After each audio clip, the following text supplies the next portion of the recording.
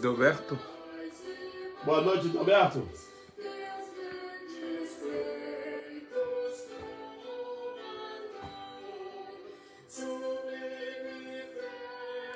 Seu Osvaldo.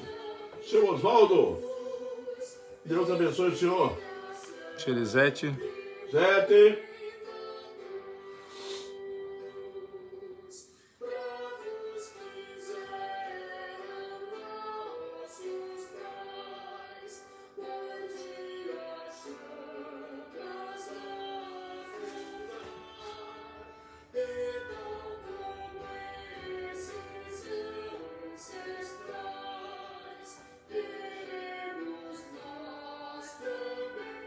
Tati do Paulo.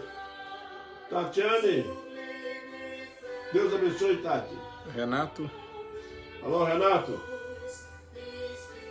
Vou compartilhar, hein, gente.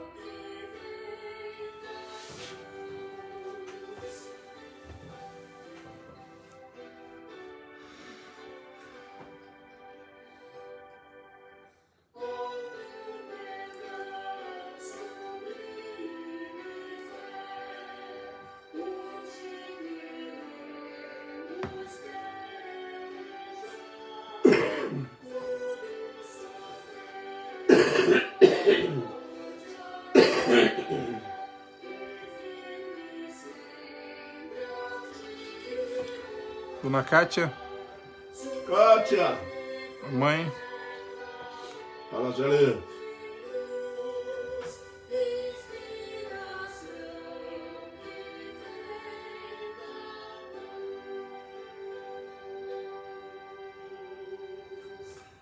Xerizete compartilhou. Renato compartilhou. Isso aí, pessoal, compartilhando. Adilson. Adilson. Deus te abençoe, Adilson.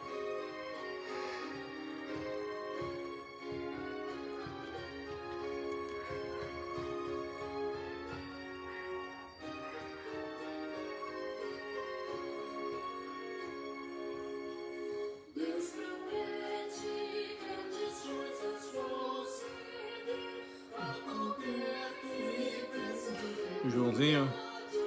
Alô, João.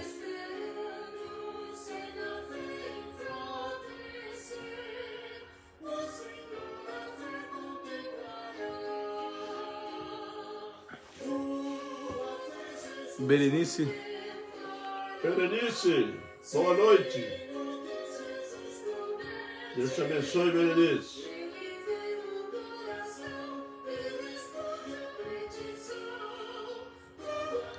Leonardo França. Boa noite, presbítero Durval. Boa noite, Jonatas. Graça e paz para mais um estudo. Amém. Boa noite, Leonardo. Deus te abençoe. Vamos continuar estudando a palavra até a volta de Cristo.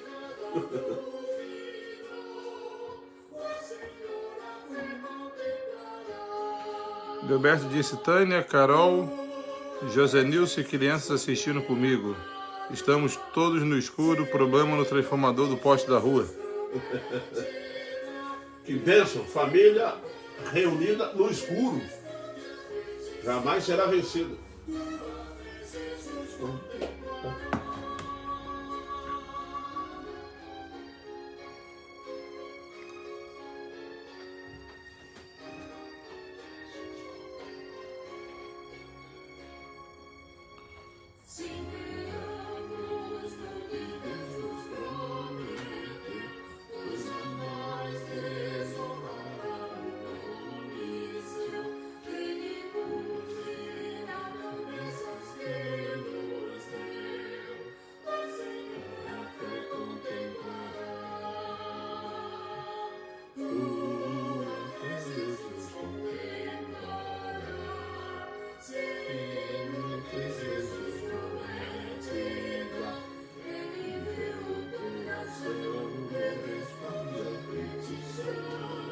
Gilberto e Mídia, boa noite. Boa noite, Gilberto e Mídia.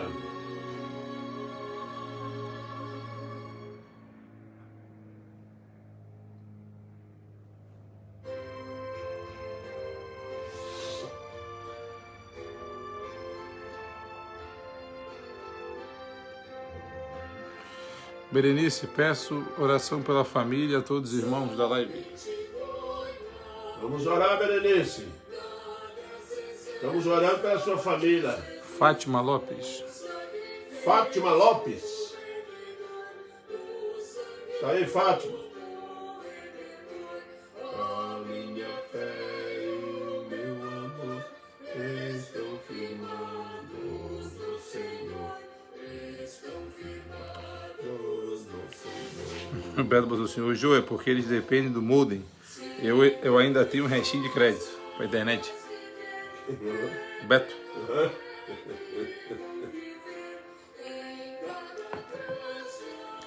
O Beto, marido da Berenice. Boa noite, pastor. Boa noite, Beto.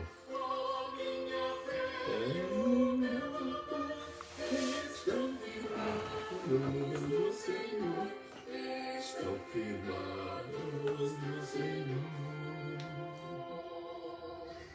A sua graça é fiel, a minha traz no temporal, a encerrar minha tentação e fortalece sua mão.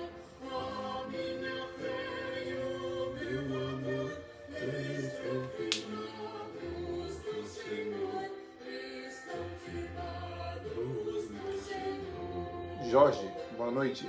Tio Jorge. Boa noite, Jorge. Deus te abençoe.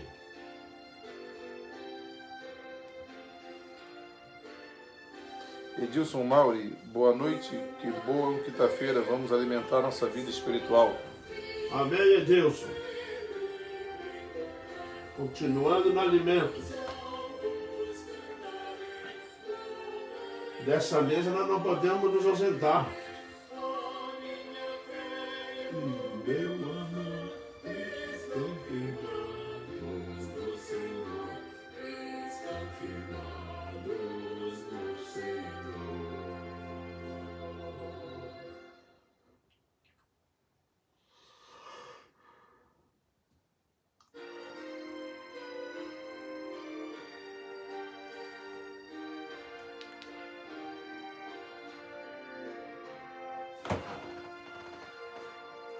Berenice Santos compartilhando. Isso aí, Berenice. Vamos compartilhar.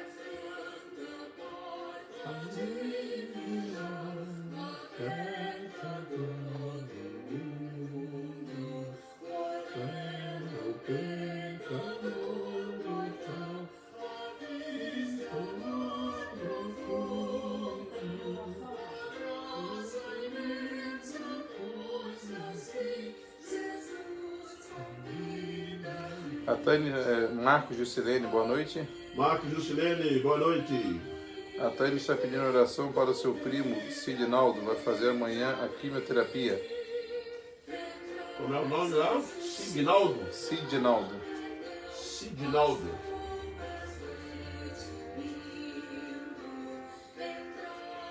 Primo da Tânia.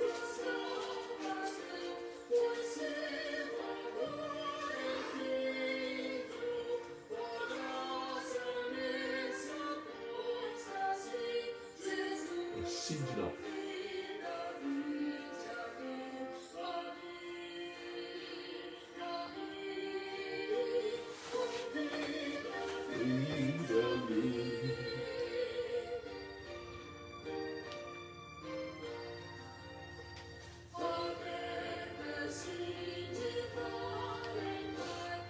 Vou começar.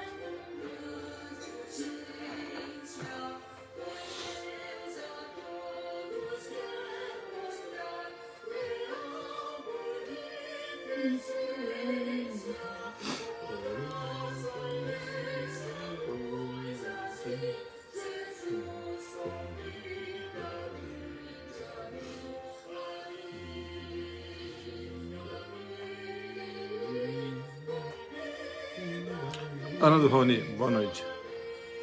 Boa noite, Ana do Raoni. Muito bem, meus irmãos. Nós vamos iniciar esse momento de estudo bíblico da palavra do Senhor Deus. com uma oração. Oremos.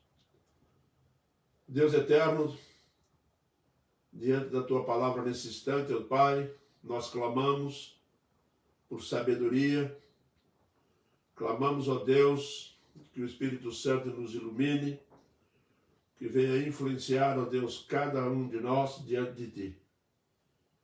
Perdoa, ó Deus, o nosso pecado, a nossa falha, e fortaleça-nos, ó Deus, cada vez mais. Orienta-nos, fortaleça-nos, exorta-nos, disciplina-nos através da Tua palavra. É o desejo de nosso coração nesse instante, ó Pai. Esteja conosco e que esta palavra, ó Deus, atinja os corações daqueles que não conhecem ainda a Jesus e aqueles que a conhecem, ó Pai, que sirva realmente de ensino e edificação pessoal. É o que nós clamamos em Cristo, Teu amado Filho. Amém, Pai. Meus irmãos, o texto que vai servir de base para a nossa meditação nessa noite está registrado por Lucas, lá no capítulo 19. Lucas, capítulo 19, do versículo 41 ao 44. São esses 4 versículos que nós vamos meditar nesta noite. Jesus chora à vista de Jerusalém. Quando ia chegando, vendo a cidade, chorou. E dizia: ah, se conheceras por ti mesma, ainda hoje, o que é devido à paz. Mas isto agora está oculto aos teus olhos. Pois sobre ti virão dias em que os teus inimigos te cercarão de trincheiras e por todos os lados te apertarão o cerco e te arrasarão os teus filhos dentro de ti. Não deixarão em ti pedra sobre pedra, porque não reconheceste a oportunidade da tua visitação. Meus irmãos, Jesus está chegando em Jerusalém, uma alegria imensa, o povo ficou feliz de vê-lo, e baseado nos versículos do 36 em diante, e eles estendiam no caminho as suas vestes, tá? E quando se aproximava da descida do Monte das Oliveiras, toda a multidão dos discípulos passou jubilosa a louvar a Deus em alta voz por todos os milagres que tinham visto, dizendo: bendito é o Rei que vem em nome do Senhor, paz no céu e glória nas maiores alturas. Momento de alegria, momento de felicidade. E se nós parássemos para olharmos para essa cena, com certeza nós também nos sentiríamos da mesma forma. Mas o que nós vemos aqui nesse texto, meus irmãos, é que Jesus olha... Eu fico observando a imagem de Jesus correndo os olhos no meio da multidão, vendo a alegria, vendo tudo aquilo. Mas quando ele desce ali no Monte das Oliveiras, que ele sobe mais um pouquinho, ele tem a visão total de Jerusalém. E é aí que Jesus olha para a cidade, e apesar daquela alegria toda, apesar daquele júbilo, daquele reconhecimento do poder dele, daquele reconhecimento de que Jesus realmente fez grandes obras, grandes milagres, como nenhum outro profeta fez, e aquelas coisas realmente poderiam tocar o coração de Jesus. Mas Jesus Cristo tem um olhar diferente do nosso. E quando Jesus olha para toda a cidade de Jerusalém, ele chora. E é interessante, meus irmãos, que quando Jesus olhou para Jerusalém e chorou, né? A gente vai observar alguns detalhes, né? O porquê que ele chora, o porquê que ele, ao olhar para a cidade, ele se sente triste. Ele se sentiu triste. E aí você vai ver uma das expressões mais profundas do amor ao próximo. Se nós que estudamos a Bíblia, quando nós começamos a ler muito a Bíblia, estudar a Bíblia, nós vamos ver uma relação de Jesus Cristo com o próximo, com relação às pessoas, isso sem distinguir aquele que ele salvou, aquele que ele curou, no todo. O olhar de Jesus para um todo, para toda a humanidade, naquele momento, Jesus deixa claro, tá, que ele ele tem uma unidade com o homem. É o que me impressiona muito nesses textos, é que Jesus Cristo tem muito a ver de humano, muito a ver de nós nele, né? Ele sente aquilo que nós sentimos, ele sente as dores que nós sentimos, e pelo fato dele, ele diz isso, né? Eu e o Pai viremos e faremos nele morada, né? E é interessante que é uma unidade de Jesus Cristo com o ser humano, com o próximo dele, né? Ele se identificou muito com o ser humano, se identificou demais, ele se identificou tanto que na oração sacerdotal nós conseguimos ver Jesus Cristo tendo o desejo no coração de viver com os homens no céu. Ele chega a dizer que para que onde eu esteja, estejam eles também comigo, né? Estejais vós também comigo. Então existe uma unidade, uma proximidade muito grande. Então quando você vê aquele pessoal cantando alegria, Jesus não despreza aquilo, né? Jesus não despreza aquilo, valoriza de acordo, tá? Mas quando ele olha para Jerusalém, você vai ver algo que de um olhar de alguém que realmente ama profundamente, de alguém que se identifica profundamente com um ser humano. E quando ele olha para Jerusalém, então ele chora porque ele vê o amanhã, ele vê o depois que ele entra em Jerusalém, e ali ele vai ser crucificado, e começa a fazer uma avaliação. E na avaliação que Jesus faz da sua estadia, né, aqui na terra, a avaliação que Jesus vai fazer do seu tempo que passou aqui na terra não traz só alegria. Ele sentiu alegria, com certeza, mas ele sente tristeza profunda. Sente tristeza profunda por alguns aspectos, tá? E são esses aspectos que nós vamos estudar hoje, né? São aspectos que vão nos mover para um aprendizado muito grande, muito profundo, do que é ser humano na sua essência, ser humano do ponto de vista de Jesus, né? Aquela forma de amar ao próximo que é tão ensinada, tão vivida, tão demonstrada, tão testemunhada por ele, para que nós viéssemos a aprender isso no nosso dia a dia como crente.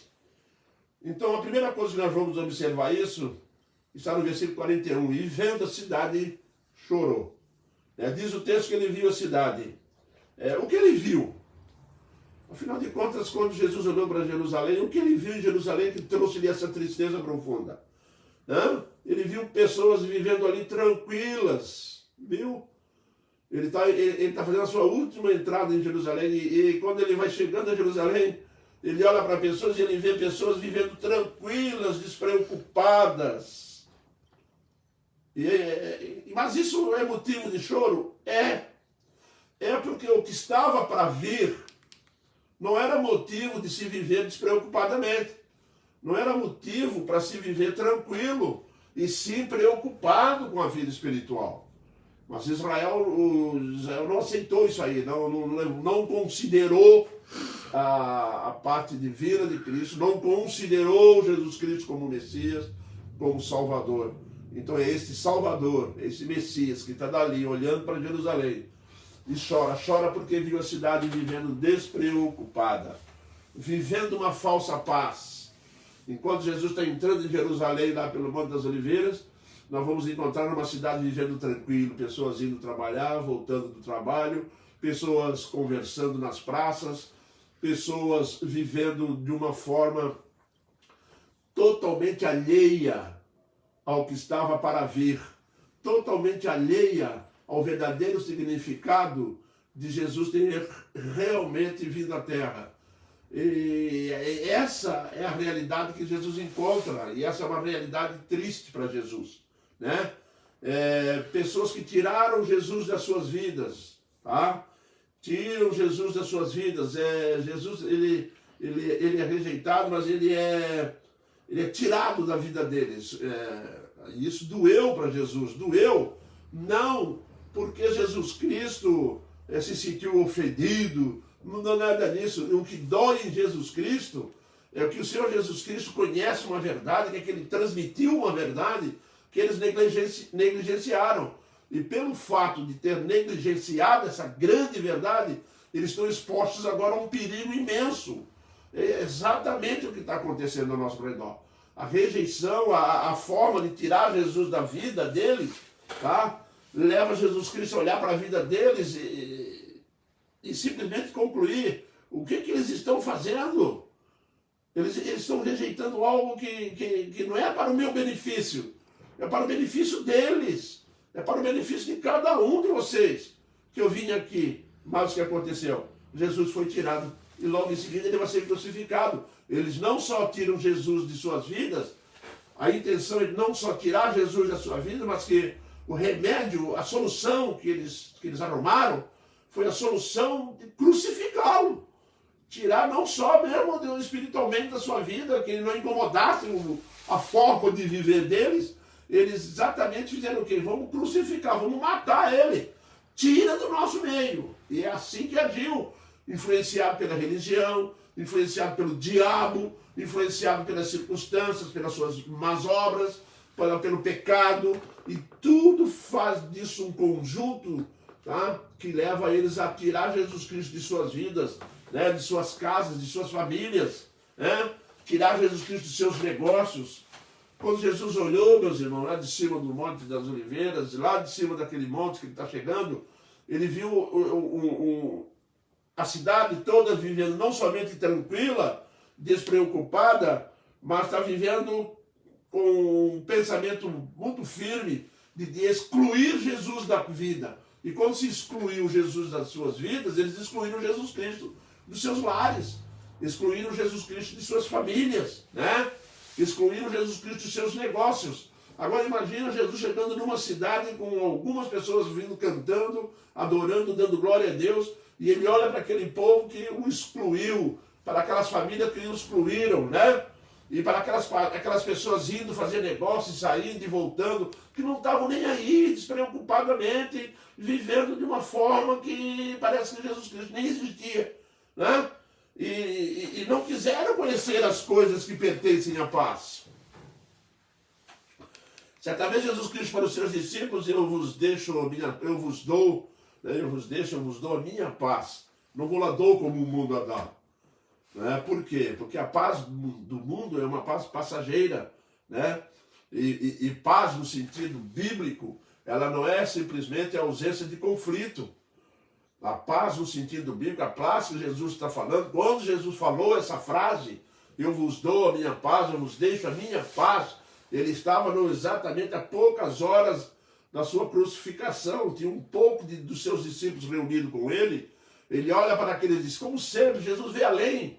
Jesus viu que aqueles discípulos iam ser perseguidos, que eles iam ser crucificados, serem mortos, serem de todas as formas destruídos. Né? Jesus olha para os seus discípulos e vê isso. Mas quando Jesus Cristo olha para eles e vê o perigo, as coisas que iriam acontecer de ruim com eles, tá? E que isso não seria evitado de acontecer, Jesus Cristo diz para eles assim: a minha paz eu vos dou. Por isso nós vamos concluir que a paz tem que ter origem, eterna. Tá? A base da paz, ela é permanente. Tá? Por quê? Porque, meus irmãos, ter paz não é simplesmente se sentir em paz quando não há conflito, não há transtorno, não é nada disso. Ter paz é você ter paz no meio do conflito. É você estar passando por situações complicadas, estar em paz. Por isso Jesus disse: eu vos dou a minha paz. Você vê que Jesus está passando pela proximidade da crucificação, mas ele está em paz, porque ele é a paz. Ele não está dando algo que ele adquiriu, ele é na sua essência, ele é a paz. E quando ele chega em Jerusalém, ele olha lá do monte, ele olha para o povo de Jerusalém e viu que o povo de Jerusalém estava vivendo uma paz que eles inventaram, a chamada a paz que o mundo deu a eles. E era uma paz falsa, tá? É uma falsa paz, né? E isso é terrível, porque não conheceram as coisas que pertencem à paz.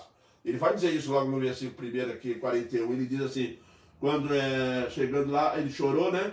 E a paz que te era, tu não conhece agora. Não conheces a paz que eu vim trazer para ti, né?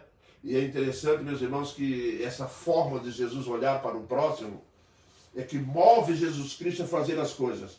Por isso que quando ele ensina que nós temos que amar ao próximo, tá? Ele está falando de não, esse amor não limita-se a uma ajuda física e externa. Não, essa forma de ver o próximo, ela se aprofunda de tal maneira que ele consegue ver, sentir o sofrimento, ver o erro que eles estão indo, consegue ver o caminho que eles estão indo, e muito mais ainda, ele consegue ver as consequências, ele consegue ver o que vai dar isso no final. Por isso Jesus chora, e é por isso que ele ensina nós temos que amar da mesma forma. Quando nós olhamos para alguém, nós não estamos olhando simplesmente para um momento da vida daquela pessoa. Nós vamos estar olhando para uma vida toda, nós estamos vendo para uma vida que pode estar indo para o céu e para uma vida que vai para o inferno de fato. Né? E é esse sentimento de tristeza, de ignorar a verdade. Quantas vezes nós pregamos o evangelho, quantas vezes nós ensinamos a palavra e a pessoa rejeita esse evangelho e nós não sentimos como Jesus sentiu. Jesus chorou, por isso você vai encontrar ele falando lá em Mateus capítulo 5, bem-aventurados que choram. Bem-aventurados que choram por causa disso aí, ó, dessa rejeição, não é? Tiraram, né? Não quiseram. Jeremias, meus irmãos, no Antigo Testamento é chamado de profeta chorão. Sabem por que ele é chamado de profeta chorão? É por causa do cativeiro. O Senhor Deus vira para Jeremias, revela para o profeta como seria o cativeiro. Algo que aconteceria muitos anos depois. Né? Ele ficaria no cativeiro babilônico durante 70 anos. E o profeta vai ver o sofrimento que seria para Jerusalém, para o judeu, tá sendo escravo, tá sendo cativo, tá? No meio de outros povos, como os babilônios, como os assírios. E nós vamos ver que quando Jeremias olha para aquilo lá, você vai ler Lamentações de Jeremias. Jeremias então chora, o povo não entende isso. O povo, por que ele está chorando? Ele está chorando porque ele está vendo. Ele está vendo o que vai acontecer. Meu irmão, a igreja de Cristo, você e eu, quando nós pregamos o evangelho, esse amor que nós temos pelas pessoas nos leva a ver o Apocalipse, nos leva a ver o juízo final, nos leva a ver as consequências disso tudo. Por isso, meus irmãos, o sentimento que nós temos que ter realmente é amar ao próximo, como a si mesmo.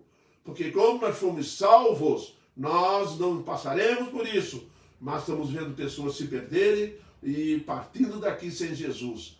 Aí a pergunta que se faz, o que nós estamos sentindo? Jesus olha para Jerusalém e chora, né? Ele, além de ler tudo isso que eu disse para os irmãos, quando chega no versículo 42, ele vai falar que aquilo está oculto a Israel naquele momento, mas está oculto por quê? Né? Porque primeiramente é a ausência de fé. Não creram quem era Jesus. E isso já tinha sido profetizado por Isaías. O profeta Isaías vai deixar isso muito claro lá em Isaías 43. Ele diz assim, quem creu na nossa pregação? E é uma realidade. Quem creu em Jesus Cristo? Não creram no Senhor Jesus Cristo como seu único e eterno Salvador. Isso foi a ausência de fé. Não é? E o que nós vamos perceber nisso? A fé, meu irmão, a ausência da fé, não permite usufruir de uma paz duradoura. Quem não crê em Jesus Cristo, nós temos que admitir uma coisa. Quem não crê em Jesus Cristo, ele não vive em paz. Ele usufrui dessa paz do mundo, é passageira. Hoje você está bem, se amanhã vier uma crise, acabou, fica perturbado, desorientado. O crente não vive, não pode viver assim, porque Jesus disse, a minha paz eu vos dou. Né? É só lembrar de Pedro lá na prisão. Né? Pedro lá na prisão, está lá preso lá, e o que aconteceu? Ele dormiu. Estava dormindo, vai ser morto de manhã. Mas o que Jesus falou? Eu os dou a minha paz. E Pedro dormiu, mas vai morrer amanhã, Pedro. Se fosse eu, ia andar a noite inteira naquele presídio lá. Mas não, Pedro dorme porque Jesus Cristo aplicou à vida do Pedro essa paz. Aí Pedro dorme tranquilamente, o anjo do Senhor vai lá e liberta o Pedro, manda o Pedro para casa. Eu fico imaginando assim, a minha paz eu vos dou, não vou lá dou como o mundo a dá. Paz não é ausência de conflito, paz é ter esse sentimento no meio do conflito. né? A ausência de paz, mas a paz é fruto da fé, não é isso? É crer que é Jesus Cristo como seu Salvador, né? A ausência da fé, meus irmãos, traz muitas dúvidas.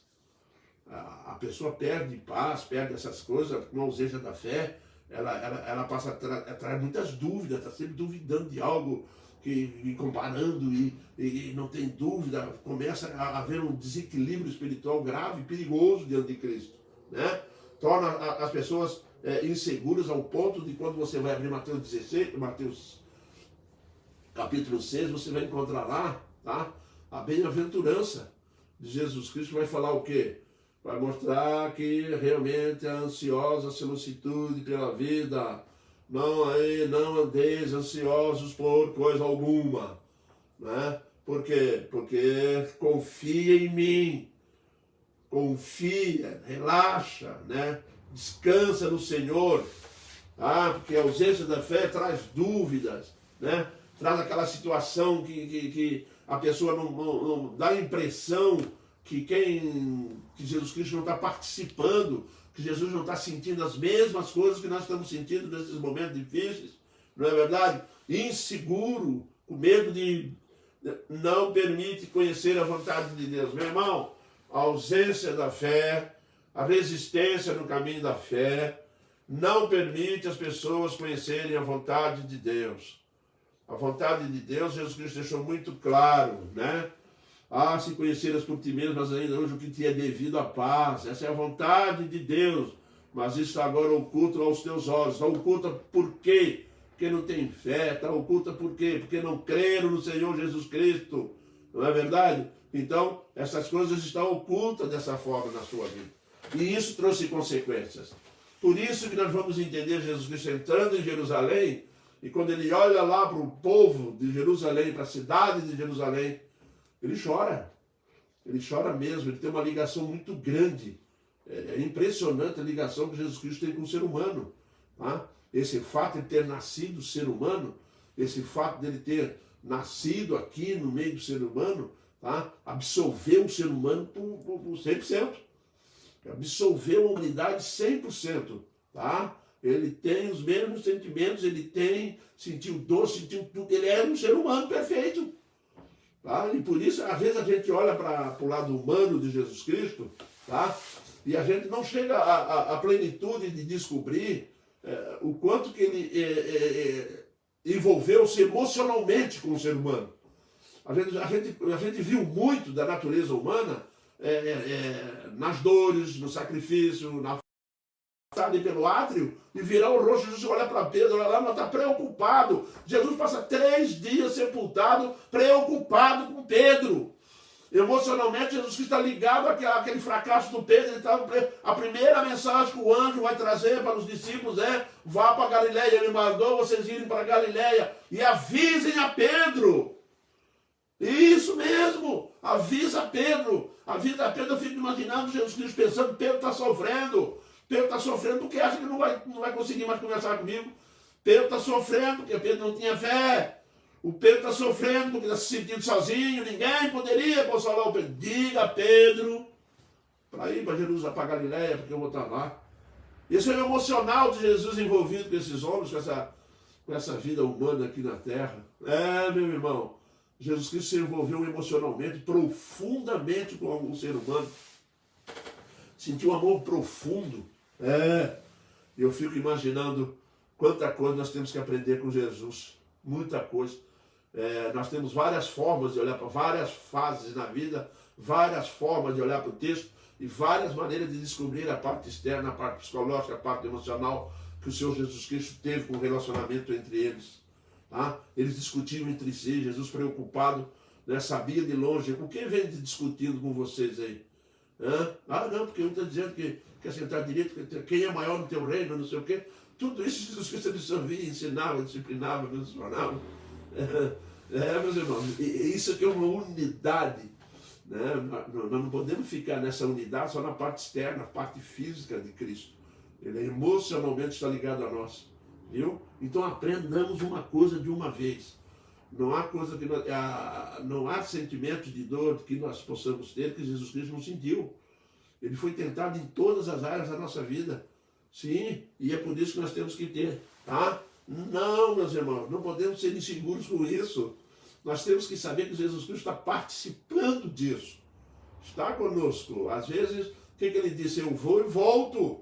Eu não consigo mais ficar longe de vocês. Eu vou ficar junto com vocês. Ele vai orar a oração sacerdotal, Pai, para que onde eu esteja, estejam eles também comigo. Lembra? Pois é, ele tem uma unidade e uma proximidade muito grande conosco, né? E quando ele olha para Jerusalém, ele viu que esse povo rejeita tudo isso, esse povo não crê quem ele é, por causa da dureza do seu coração, porque não creram no Senhor Jesus Cristo. E isso não permitiu que eles descobrissem qual era a vontade de Deus para a vida deles. E é assim, meus irmãos, o ser humano que não crê não vai nunca conhecer a vontade de Deus para a sua própria vida. Não vai, por quê? Porque não é por aí o caminho, é o caminho da fé. Caminho da fé, né? Mas quando nós chegamos no versículo 43, nós vamos descobrir a causa que realmente move o coração de Jesus em sentir a dor que Jerusalém ia sentir. A dor que o povo judeu ia sentir naquele dia. No dia que eles rejeitaram e botaram ele numa cruz. Sim, Jesus faz uma... Deus é bom, né, meus irmãos? Ele avisou antes, avisou que acontece. Ele está tão ligado, está tão envolvido, ele ama tanto o seu povo que ele avisa com antecedência. Ele vai dizer no versículo 43 uma frase assim, ó, por ti virão, pois sobre ti virão dias em que os teus inimigos te cercarão de trincheiras e por todos os lados te apertarão. Jesus revela, meus irmãos, Jesus profeticamente está dizendo para eles, olha como Jesus está preocupado com essa situação. Jesus está preocupado com aquelas pessoas que iriam perecer, iriam morrer.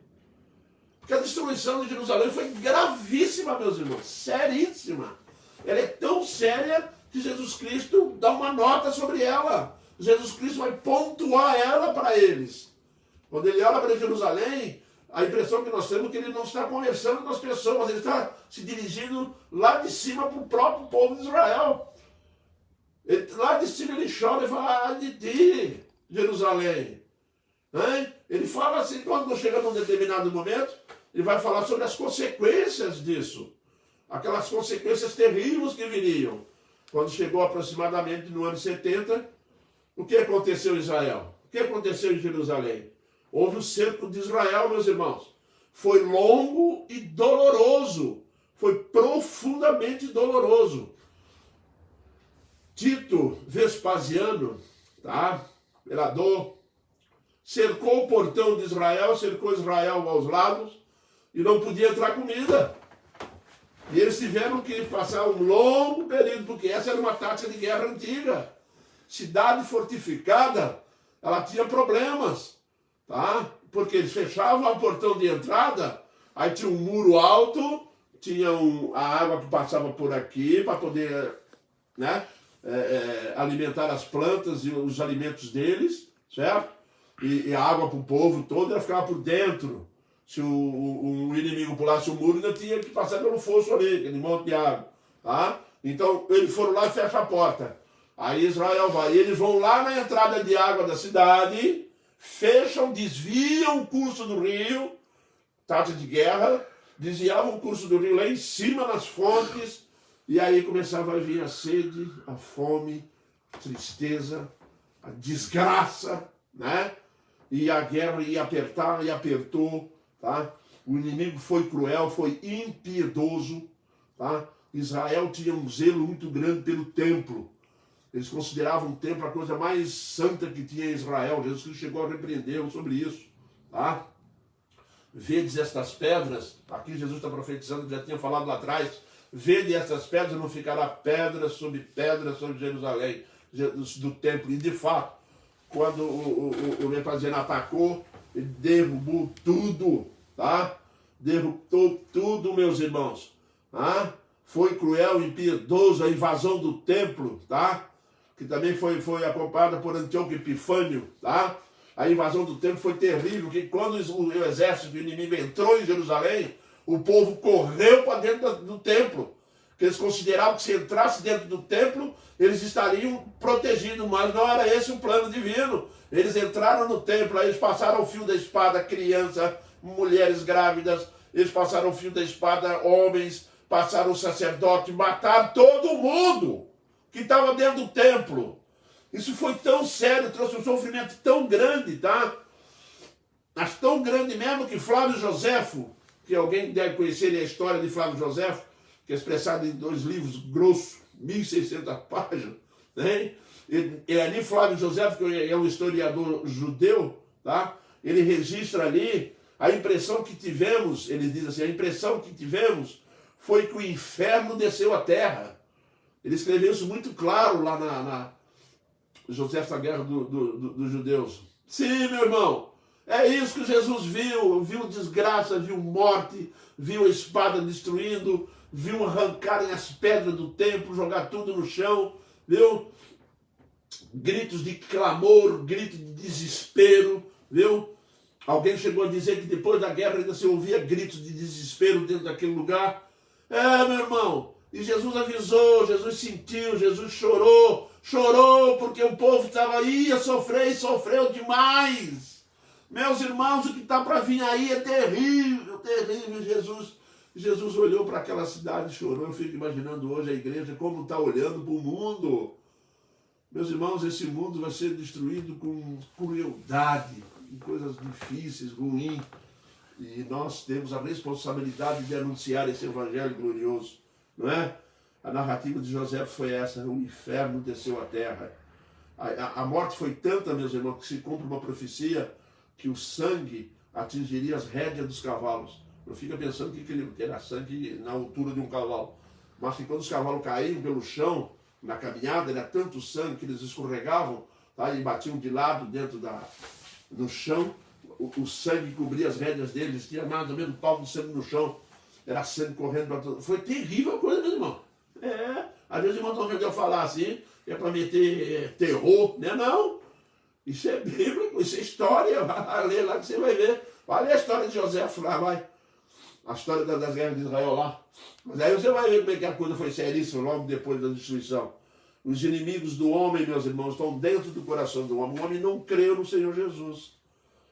O povo vem cantando com Jesus entrando na terra, o povo vem alegre, feliz, colocando suas roupas no chão, palmas e ajudando ele quando ele chega na entrada de Jerusalém. Ele chora.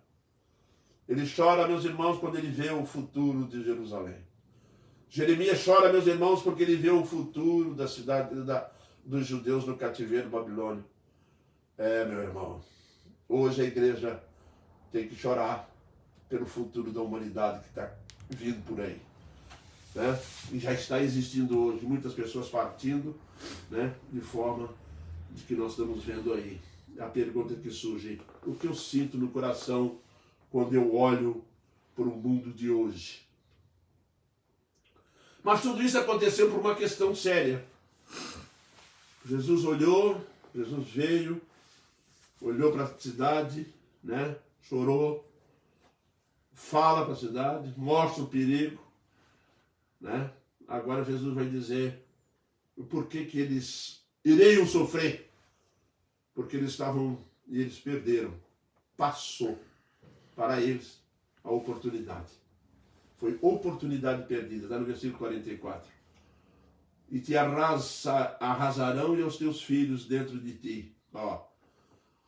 Não deixarão em ti pedra sobre pedra, porque não reconheceste a oportunidade da tua visitação.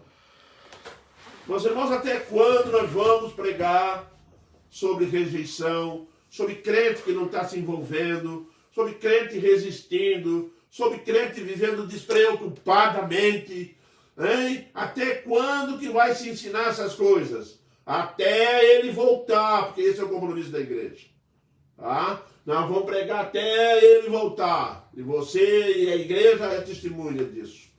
Então a coisa fica muito séria, porque ele diz aqui: porque não reconheceste o dia da tua visitação. É oportunidade que se perdeu. Jesus vai dizer: é tempo que Deus envia meios para o livramento. Deus enviou meios para o livramento. Se você pegar lá o dilúvio, Deus enviou meios para o livramento. Mandou uma arca, mandou construir uma arca para libertar, para salvar, sair dentro d'água. E o que aconteceu? Preferiram morrer afogado, mas não quiseram entrar. Quando quiseram entrar, era tarde demais. Era tão tarde que quem fechou a arca foi o próprio Deus. Sim, é de chorar mesmo. Mas a gente fica com raiva, né?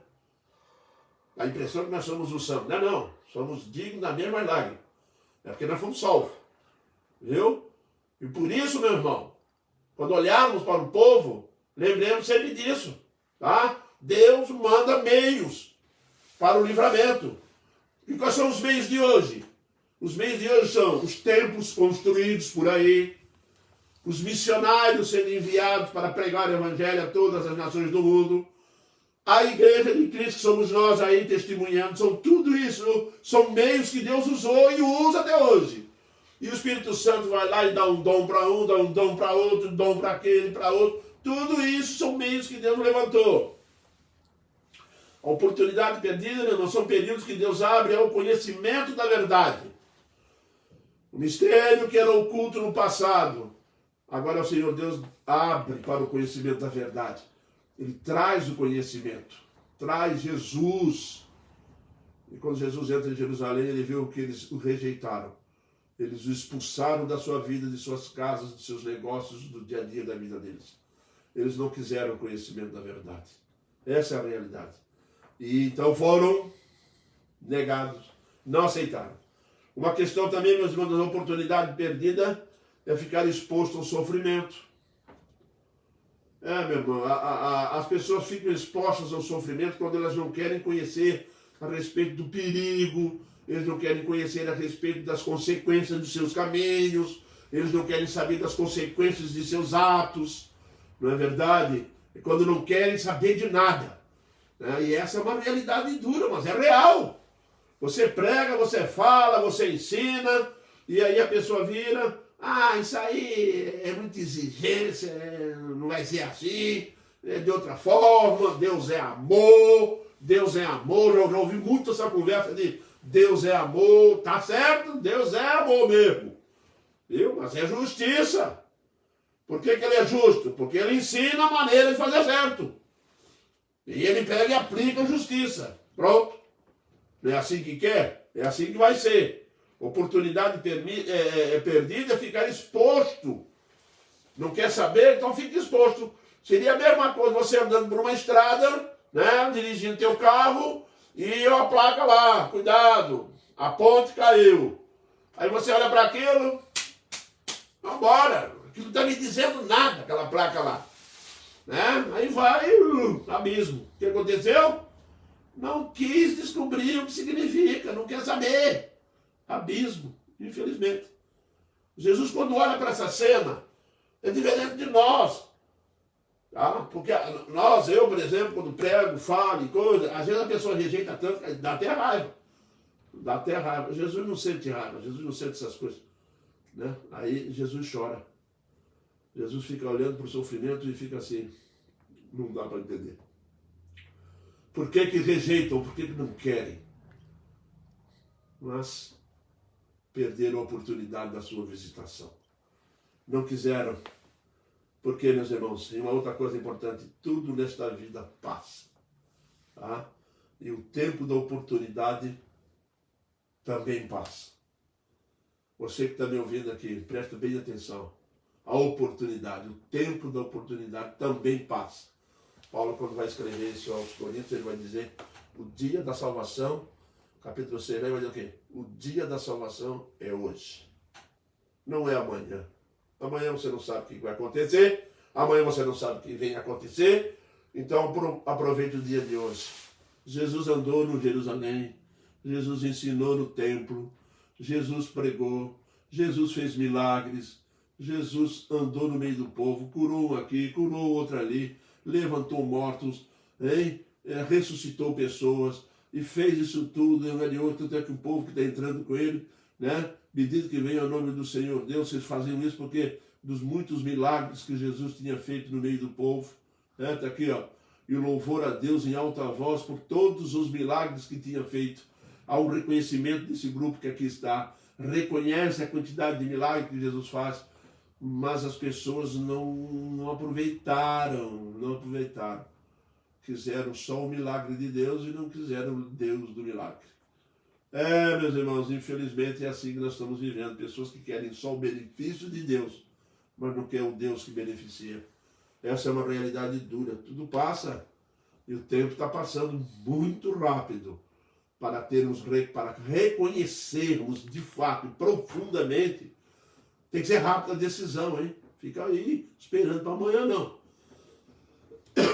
Como disse Paulo, o tempo da oportunidade é hoje, amanhã não. Tá? E nós vamos concluir, meus irmãos, com 2 Coríntios capítulo 6, versículo 2, que diz: porque ele diz, eu te ouvi no tempo da oportunidade, e te socorri no dia da salvação. Eis agora o tempo sobremodo oportuno. Olha que bênção. Eis agora o dia da salvação. Paulo está escrevendo isso porque Jesus tinha vindo. Uma salvação que foi anunciada, o Messias que foi anunciado quando chega no Novo Testamento, ele veio, ele está lá. Ele vai, ele morre, ressuscita, volta ao céu. Aí Paulo diz, olha, o tempo da salvação chegou. Vocês estão pensando que vai ser quando? Porque ele ainda vai vir? Não vai, já veio. Já veio. O tempo é sobremodo oportuno. É agora. Eis agora o dia da salvação. 2 Coríntios 6, 2. Dá uma olhadinha lá que você vai aprender rapidinho. Meu irmão, Jesus Cristo olhou para a cidade e chorou. E ele tinha razão para chorar. Ele tinha motivos para chorar. Ele se identificou tanto com o ser humano, que quando ele vê um ser humano rejeitando, quando ele vê um ser humano não querendo oportunidade, quando ele vê um ser humano que não liga, que vive despreocupadamente, ele tem sentimento de tristezas profundo na sua vida. Agora você imagina quando ele olha para a vida de um crente na igreja dele, que está levando a vida assim como se fosse com leviandade, negligenciando essa grande salvação, né? Pressupondo que não vai acontecer nada. Aí quando ele olha para nós, ele vai olhar para nós, ou ele vai sorrir, ou ele vai chorar, por causa da nossa forma de ignorá-lo. Nós temos que tomar muito cuidado com isso e sermos abençoados pela grandiosidade do seu amor por nós.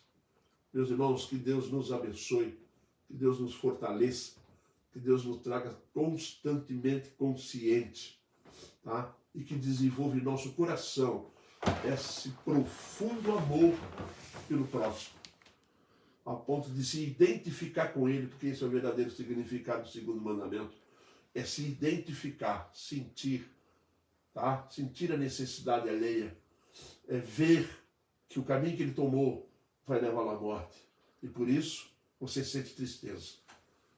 Que esse sentimento ocupe nosso coração, para que nós possamos levar esse sentimento diante do altar de Deus, em intercessão, pedir, e não somente orar, mas tomar a atitude de ir lá, anunciar, pregar, mostrar, falar, viver a palavra de Deus. Amém, meus irmãos? Que Deus nos abençoe e nos fortaleça cada vez mais. Nós vamos encerrar esse momento de culto na presença do nosso Deus agora, com uma oração. Eu clamo a todos os irmãos que nesse instante elevem seus pensamentos a Deus, e assim nós vamos orar. A Tânia pediu por uma oração, tá? A Tânia pediu para orarmos pelo Sidnaldo. Meus irmãos, vamos orar pelo Sidnaldo. Vamos orar agradecendo por aqueles que Deus tem levantado. Vamos orar para aquela lista de terça-feira que muitos irmãos, né, fizeram pedidos de oração na igreja. Vamos orar um pelos outros, perfeito?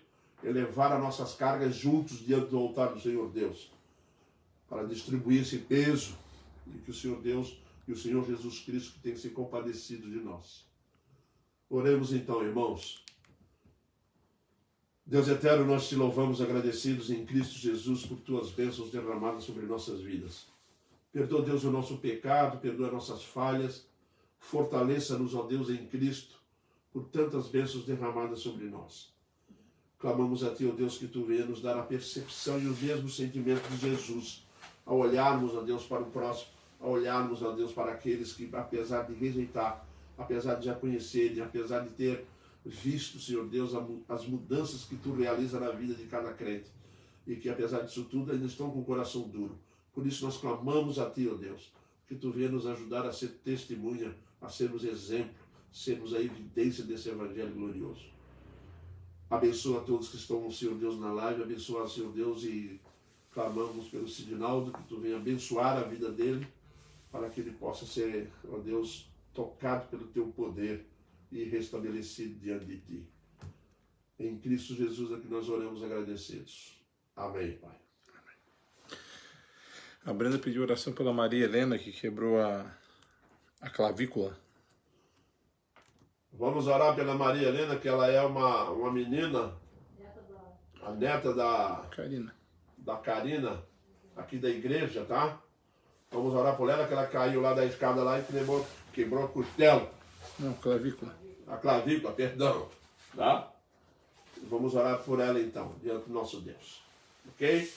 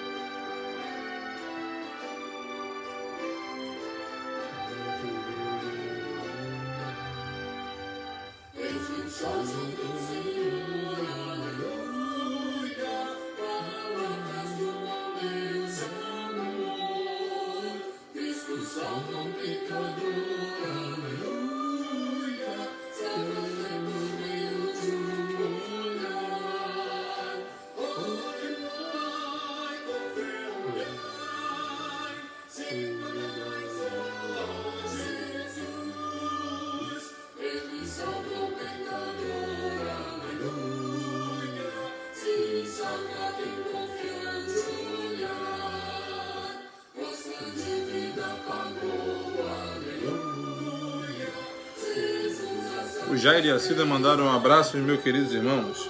Abraço, Jair e Cida. Deus abençoe vocês dois. Cada vez mais. Saudade, hein? A Berenice e o Beto deram boa noite. Boa noite, Berenice e Beto.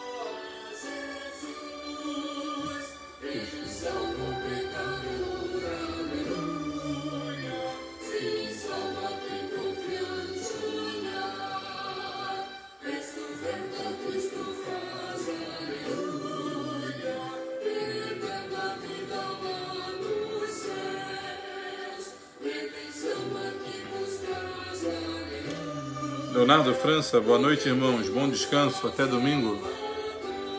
Até domingo, Leonardo, se Deus quiser. Estaremos juntos.